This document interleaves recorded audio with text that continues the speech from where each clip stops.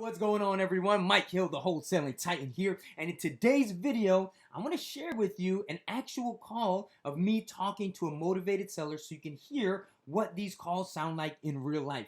So I want to jump right into the video, but before I do, I've got a very quick announcement, and this is going out to everyone who if you're not doing as many deals as you want to do, if you're not doing deals consistently every month, heck, if you haven't done your first deal yet, I can almost guarantee you I know what your problem is. And that's because 90+% of the time, people who fall into this category are not doing this one thing. And here's the secret.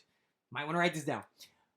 You need to make prospecting for motivated seller leads your senior activity every single day. And so next week, starting on Tuesday, it's October the 19th at 7 p.m. Eastern Standard Time, I'm going to be doing a 5-day live training class based all on finding motivated seller leads. So I'm going to be showing you, the structure, the foundation. I'm going to be showing you the daily routine of a successful wholesaler so you know what you need to be doing daily. We'll look at different resources. We'll look at different lists. We'll look at the metrics, the KPIs, just everything you need to be doing to ensure that your pipeline is always staying full. I'll talk a little bit more about it at the end of this video, but I'll also leave a description and the link down below. The link is www.needmotivatedsellers.com/challenge. We will go live every single day for 5 days. At the end of the week, I'm guaranteeing you, you will have, if you follow along with my instructions, we'll be doing it together, you will have 5 to 15 motivated seller leads in just 1 week. And then you'll also have the knowledge and kind of the formula to make sure that you can replicate that every month. So please join me. Bring a ton of questions. I'm going to be doing live Q&A. Super excited for this. And on that note, let's go ahead and jump into the video. I'll pop in and edit in a little bit of commentary every now and again for some really important things. But for the most part, I just want you to hear what this kind of sounds like. All right, so let's go ahead and jump right into it. So the situation is... Okay, so just for a little bit of background, just so you guys know, this is something that came to me by way of referral. She's already sent over some information via email, but this is our first time talking. So again, this is a referral lead. It's pretty rough. I need to really help my mom get moved out like ASAP, because it's the environment that she's living in is very unsafe. It's bad for her health and it's dangerous. And the roof caved in on her while she was lying on the couch. And yeah, that was after a year and a half of like at least 3 different roofers repairing her roof, and none of them ever actually repaired it. They did whatever they did, but the roof kept leaking anyway, and she spent thousands of dollars last year trying to get it fixed, and then it wound up caving in on her. And at that point, I was putting in claims with her insurance company, and they denied every claim to replace the roof. And then I tried to get another public adjuster to try, I've been spinning my wheels for like a year and a half, 2 years trying to help my mom. You guys will notice here that one of the very first things that I'm doing is addressing the motivation. Why does this person want to sell? And that's what we're getting at right here. A lot of wholesalers have a bad rap. People talk smack about us, right? They call us predatory. We're stealing houses. We're underpaying folks. But not only are they not taking into account condition, for example, but a lot of people are simply not motivated by just price. And so you're going to hear along the call, see if you can identify what some of those motivators are for this seller. But a lot of people, particularly in this case, spoiler alert, right? She needs to move fast. It's an unsafe condition for her aging mother. And just things aren't working out. And then the insurance got canceled because she wasn't able to make her mortgage payments because she had so many medical bills, and she was scammed last year also by some horrible man or person online. And she got scammed for literally thousands of dollars. And this is a woman who's like living on $2,000 a month Social Security. So things are really bad. I'm being totally transparent with you guys. I know Chuck for like 15 years from Brick. And, I always liked Chuck. He was always like a really genuine guy. And I felt like I trusted him. I trust him. I mean, we're Facebook friends still, but I haven't seen him in a long time. But when I thought about, people were interested in buying the house, like her neighbors across the street and another contractor that I know. And then I thought, let me give Chuck a call and see if he's still in the business, because I'll throw it his way if he wants to make an offer. Maybe he can, make a few bucks because I like him. But, I didn't even know if Chuck would be interested. And so whatever, I sent him all the information. And my mom is in bankruptcy. And so her attorney has to, file a motion with the judge to release the house from the bankruptcy so she can close on the sale. And that's already pretty much in place, so that's not a problem. She does have a small lien from the HOA. And I think I sent, do you have that information? I don't want to repeat whatever I already sent Chuck, but Yeah, so I saw the I think the HOA lien was like $420.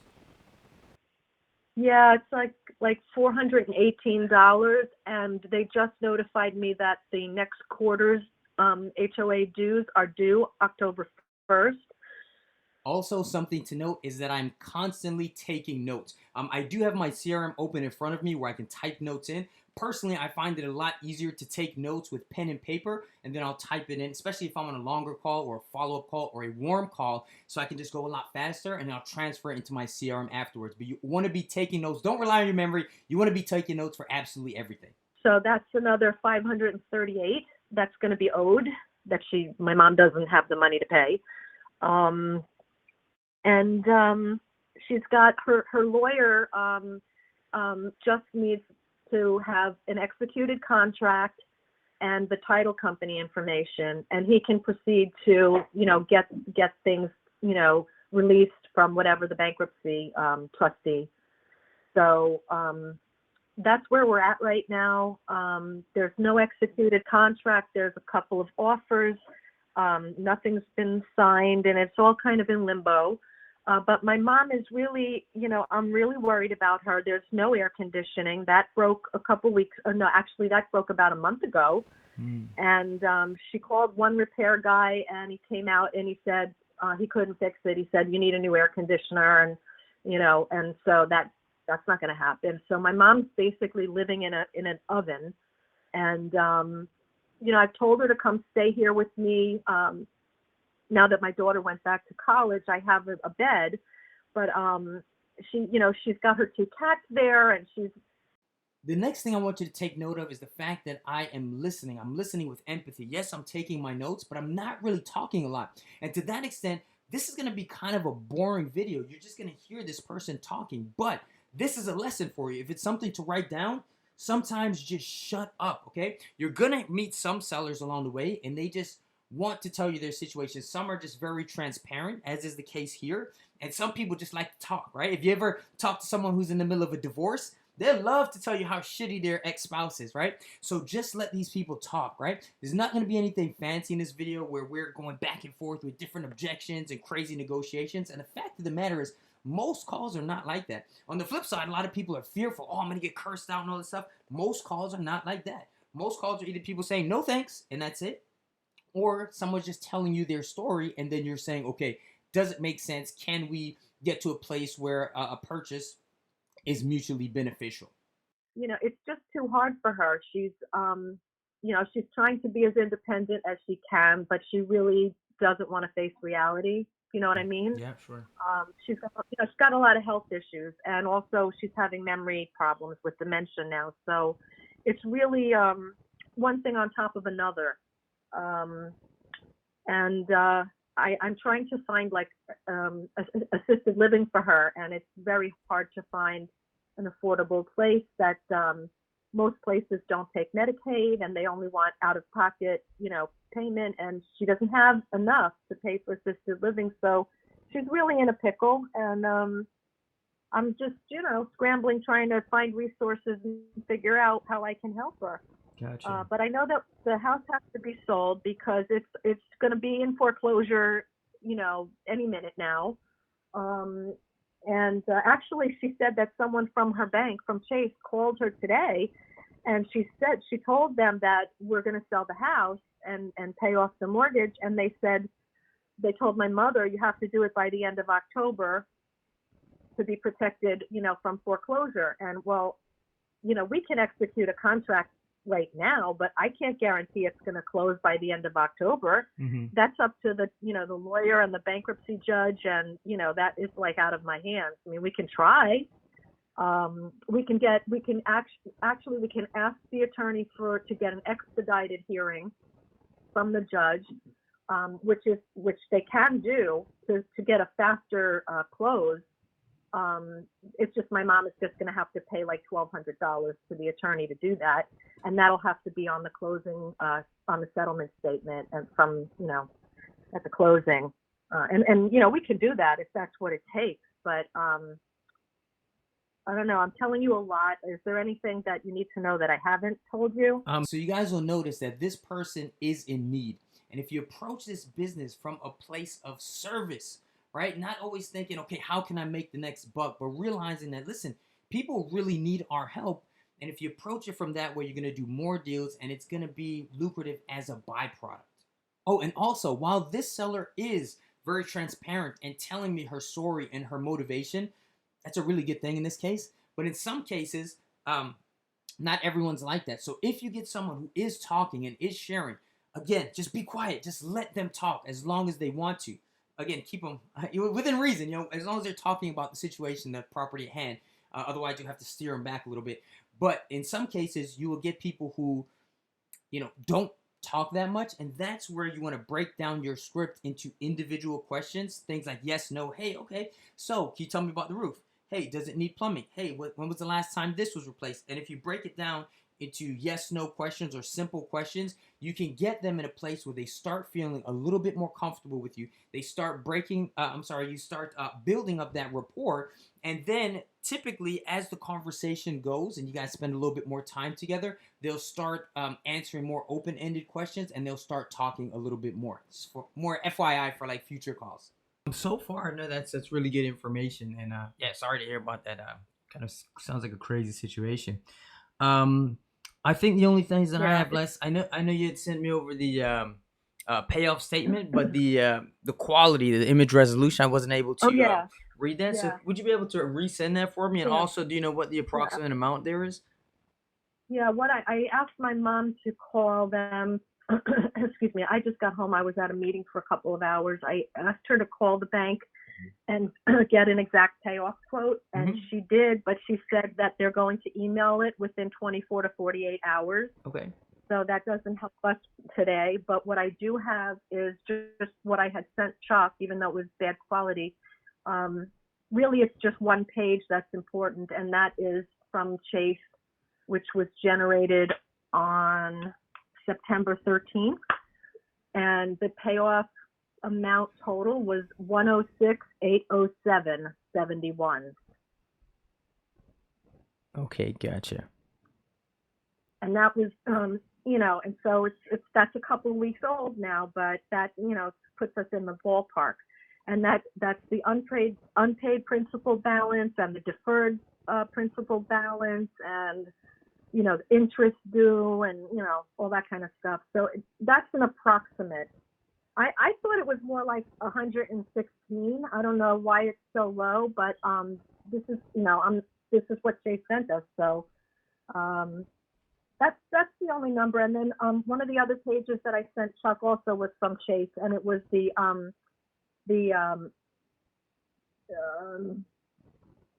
fair market value of the property, because they sent that along with the payoff information a couple weeks ago. Okay. And they have property value estimated, fair market value of the property securing the mortgage loan for which you are applying.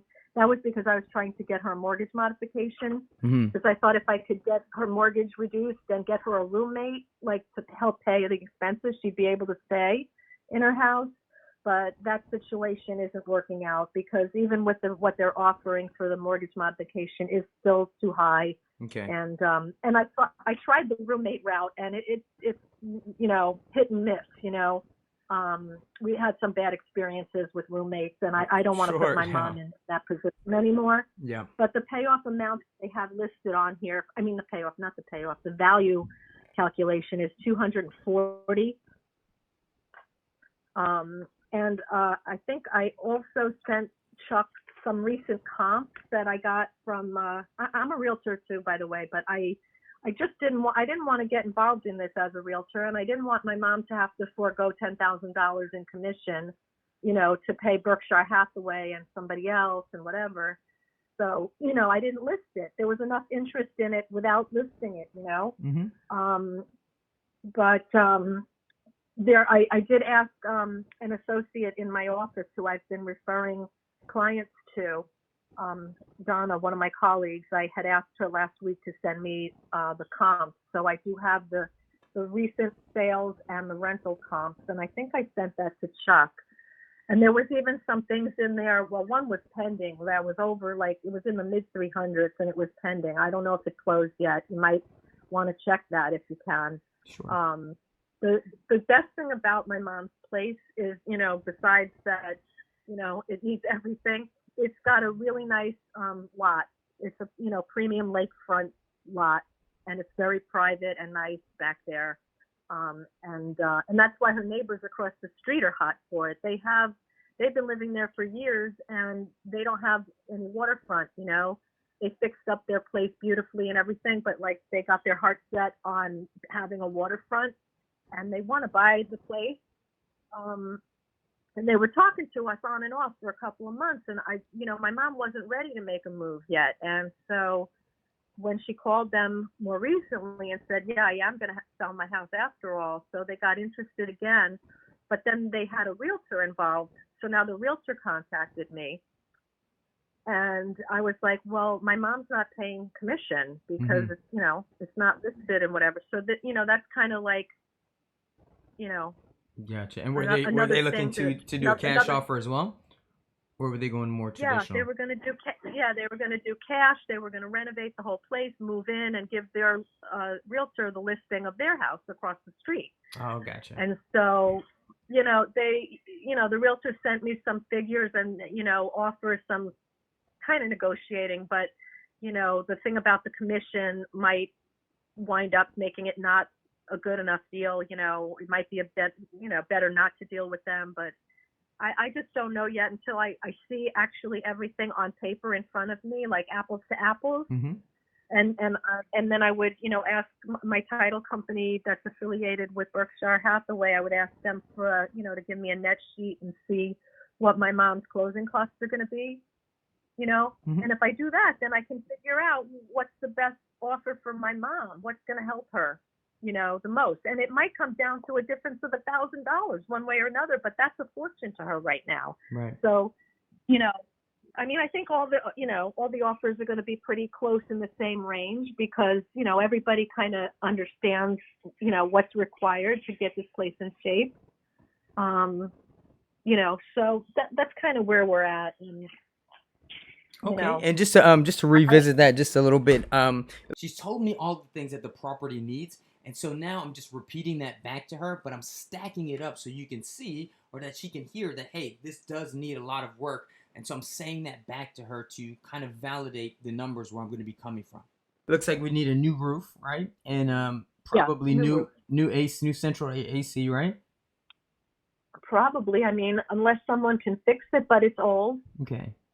So and is there anything else repair-wise that we're looking at? Obviously the cosmetic work, but any electrical, plumbing, anything like that? Well, it could need plumbing. It could need some plumbing work. Her toilet in her master bathroom is not working right now. It had leaked, and then somebody capped it off. So she can't use that toilet right now, and I don't know whatever the extent is to get that fixed. Okay. And there's, they don't have impact windows. She has shutters on all the windows. Okay. She does. The electrical is not like new or updated. The appliance, everything. The appliances all need to be updated and everything. Her cat did some damage on her wallpaper, so like they shredded up her wallpaper in the hallway and some of the walls, so that has to be removed. And so I don't know, if it's going to need more drywall or if it's going to be, cleaned up and just remove the wallpaper. I don't know. I'm telling you everything. Her, what else can I tell you? No, that's good because it helps a lot. Sometimes I talk to people, you get half the story, then you say, okay, we're ready to go move forward with the offer. Then you get there and Yeah, there's so much more, and then it's like, okay, we're starting from square yeah. one, and you guys No, said you I wanted mean, to move fast, right? yeah, I'm literally telling you everything I can think of. Because I don't want to waste your time, and I need to help my mom, get out of there as soon as possible. And so I don't want to play games with anybody. I'm just telling you how it is. Likewise, yeah, Um, very straightforward on this end as well. Very transparent. Just yeah. showing you guys everything, and taking everything into account. Yeah, we can probably move very quickly on this one. So I'm looking at just kind of the basic numbers and repairs, and obviously I'll put that into a more, I guess, formal format. I'm just thinking off the top. Based on that kind of stuff, what offer would you guys be looking for? Like around, what do you say your ballpark would be in terms of asking price? Now, if you take nothing else from this video, one thing I want you to remember is that you have to get the seller to name a price first. Now, when I say that, I don't mean that they have to give you a firm price and say, Mike, I'm only taking 150,000 or we're looking for 150,000. But you want to kind of get inside their head. And, a lot of people, we're all taught, whoever says the first number loses. And people are aware of that. Some people do it naturally. So they may not give you that number, but you want to get a ballpark figure. And there are a lot of different ways you can ask this question. You can say things like, well, do you know the approximate value? Do you know the tax assessed value? Do you know what other homes in the neighborhood have sold for? And then when they answer that, they say, do you know what condition that was in? And then another one I like to use is, oh yeah, sure. We're always agreeing with the seller. So, oh no, I understand completely. But do you have just kind of a ballpark figure? And you always want to say it with this tonality, very reasonable guy tonality, like it's not a big deal. Just kind of a ballpark figure. If you had to put a number on it, what would you guys take, or what you guys need to do X, Y, Z? And again, when you're just saying it like it's not a big deal, very natural, just a ballpark figure, just to see if we're in the same place. So, I don't want to waste your time or anything like that. A lot of the times you can get them to, and sometimes you have to re-ask it a couple of different ways. You can typically get them to come up with a number. So you'll see initially the seller said what pretty much every seller is going to say, and they're going to say, well, we're just trying to get the most that we can get. We're looking at a bunch of offers. That's when you want to ask these follow-up questions. And even if they don't say, well, we need, this exact amount, if they give you a number that they have in mind based on any of those questions, that's still a good place for you to work from. And, that's how you can establish if you guys are in a place where it makes sense, where it's going to be mutually beneficial for you. Well, that's what she didn't ever, establish with anybody. She just wants to get, the most that she can get. And I feel like, when I called Chuck, like, I can't tell him what's the least she'll accept. She needs the most she can get. And I would say to him, like, what's the best offer you can give without, and still be able to make a profit, to make it worth your while to even get involved, So I really can't say what number she wants or needs. But she's, got a lot of expenses between the bankruptcy, the lawyer, the mortgage payoff, and having to move into assisted living. So I really like that. Like I said, even $1,000 is going to make a difference in what offer she's accepting. So I don't know. I mean, when her neighbors across the street originally were interested months ago, I think they sent me an email, like they wanted to offer her like 175. And sorry that she didn't grab it at the time, because now they're offering less. They got a realtor involved, right? Yeah, commission. of course. So it's not such a sweet deal. But I just don't, until I see everything all at once in front of me, it's hard because one guy tells me a number over the phone, one guy texts me an offer, the realtor texts me an offer, but not a formal contract. Another guy from an home investors came and actually gave my mom a contract. So it's like, you know what I mean? I got to just have it all straight in front of me and help my mom figure out what to do. But I'm not, I can't take stuff really seriously unless I see something in writing, Right, yeah, of course. But and also, after you ask those kind of questions, do you just have a ballpark figure that you guys were thinking of? You have to be quiet. Just shut up. Don't say anything. And typically that silence, a lot of people are conditioned to almost be uncomfortable in silence. they will say something. You know, you know, what they were offering in the first place would have been acceptable to her, but I know that she's not going to get that now. So, I mean, if it was like 165 even, I think that she would be able to do that, because that would, you know, help her a little more than having to pay commission to that realtor. And I don't mind, you know, I don't care if the real she's entitled to make her money.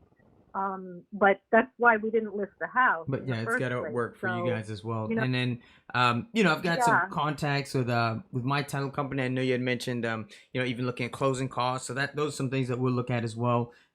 Again, with the formal contract, that's something. Yeah, it's not the same getting a text message, right? So I'll definitely work up these numbers and definitely try to get you something formal. And again, we can move very very quickly. And I'll touch base with Chuck as well, and kind of keep him in the loop.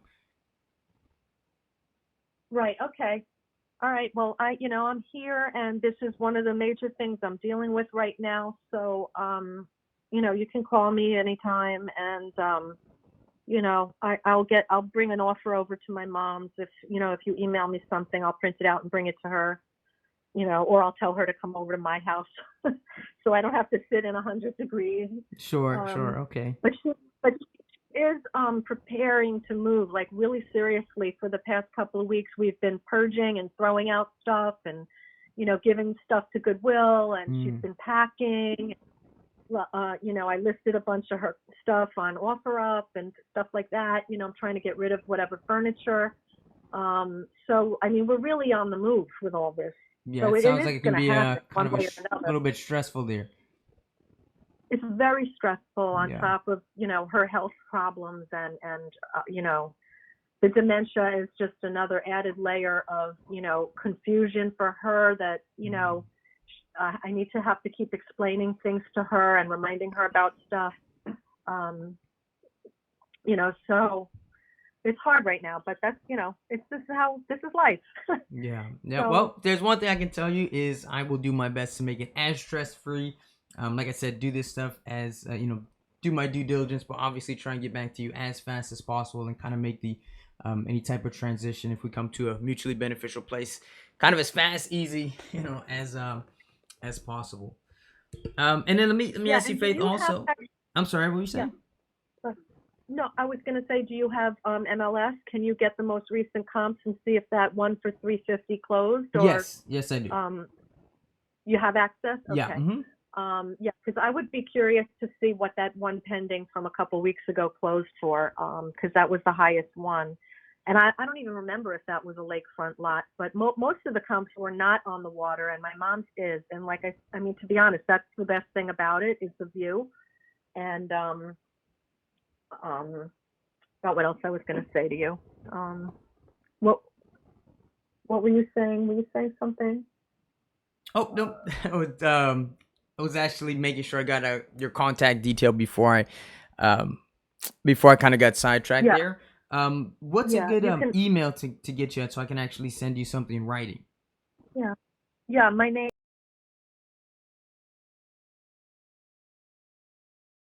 Right, and like you know, Okay, right, and we want to do, obviously, as quick a closing as possible, but there's also an HOA involved, so that's, you know, another thing. okay.